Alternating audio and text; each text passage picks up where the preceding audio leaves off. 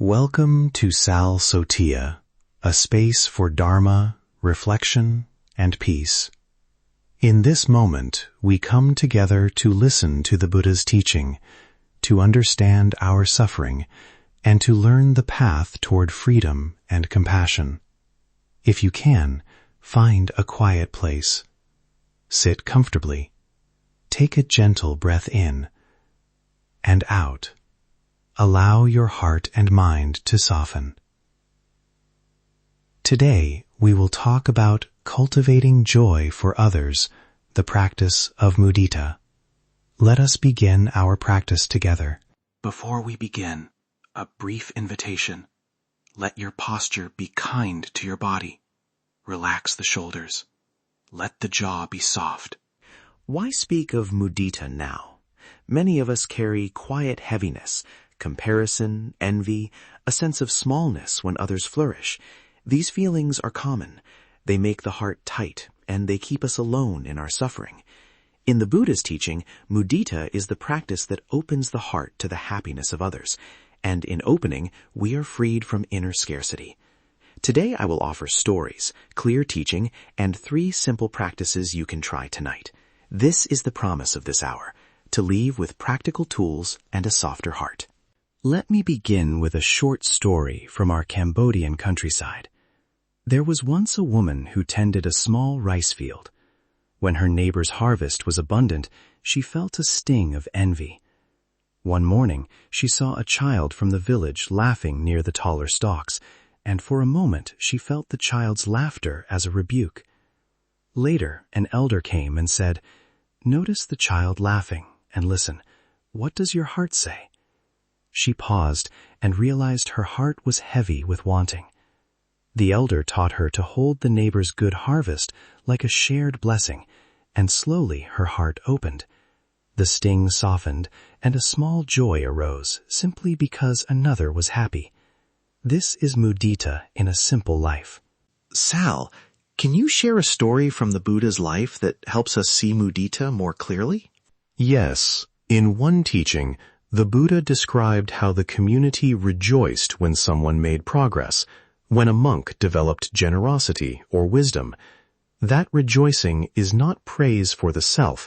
It is a clear, open-hearted response to goodness in another.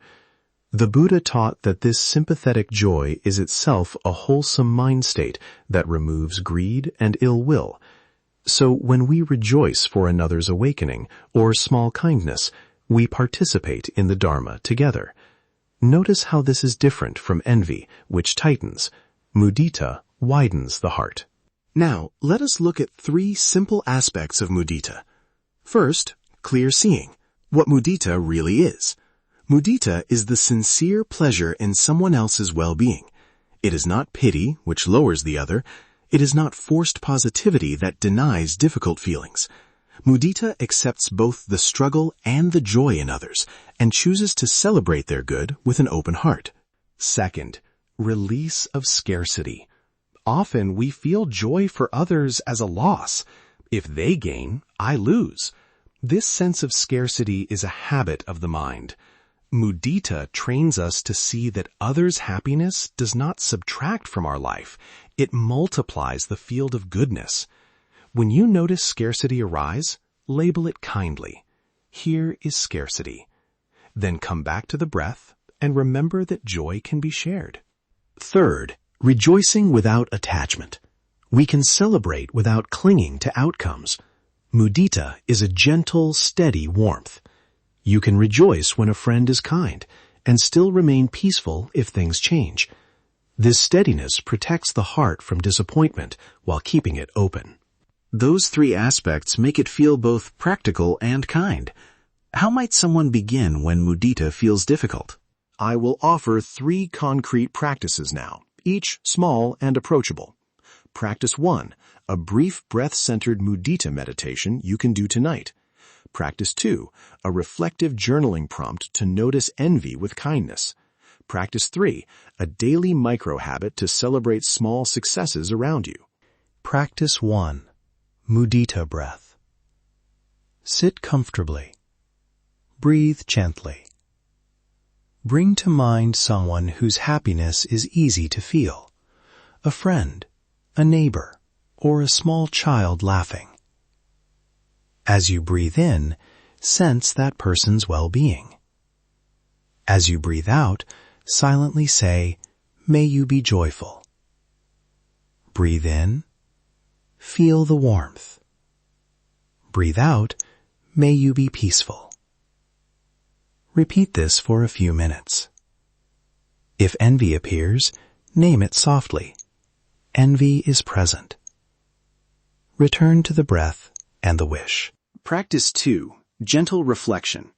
Take 2 minutes each evening and write one moment when you felt a pang of comparison. Write it down without blame. Then write one small thing you can rejoice in for another person that day. This simple habit trains the mind to notice scarcity and intentionally choose rejoicing. Practice 3. Micro-habit of celebration. Each morning, look for one small success in your community. It can be a neighbor's new plant, a colleague's kind message, or a child's good drawing. Say quietly, "Good for them," and feel that recognition in your body. Over time, these small gestures expand the heart. Sal, would you now guide a short Mudita meditation so listeners can feel how it works? Now widen the circle. Bring to mind someone you barely know, a stranger who smiled at you, or a person working nearby. Allow a small, sincere wish. May you be safe. If your mind resists, let the resistance be seen with kindness. Finally, bring yourself to mind. Offer the same sincere wish inward. May I be peaceful. Notice any surprise when you direct joy to yourself. Meet that surprise with gentleness. Rest for a moment with whatever arose. Know that practicing mudita slowly rewires the heart toward generosity of feeling. When you are ready, gently open the eyes and return to the room. This practice felt gentle and surprisingly powerful, but many listeners will meet resistance, shame, numbness, or the belief they cannot feel joy for others. How do we work with those blocks? Working with resistance is part of the path. First, name the block kindly. Say silently, "Here is shame," or "Here is numbness." Naming softens the grip. Second, make the practice smaller. Instead of a full meditation, begin with one breath of mudita. Third, practice self-compassion. Remind yourself that progress is gradual. The Buddha teaches patience. If envy continues, use it as a teacher. Notice where the mind tightens and ask, "What does this want me to see?" You may also compare mudita with metta, loving kindness. Metta wishes well for all beings, often starting with oneself. Mudita specifically rejoices in the good of others. Both support each other. Metta softens self-judgment, making mudita easier. Use them together, patiently. We will now summarize the key points. 1. Mudita is the sincere happiness in another's well-being.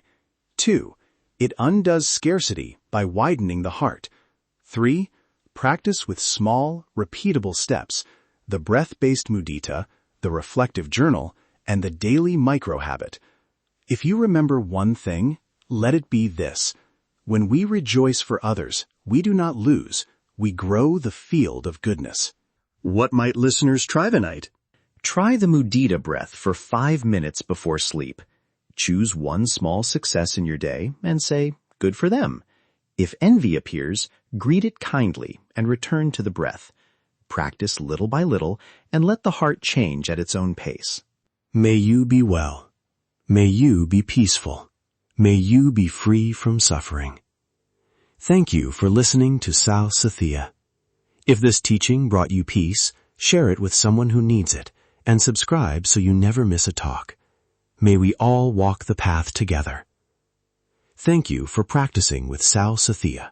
May your day be guided by wisdom and compassion.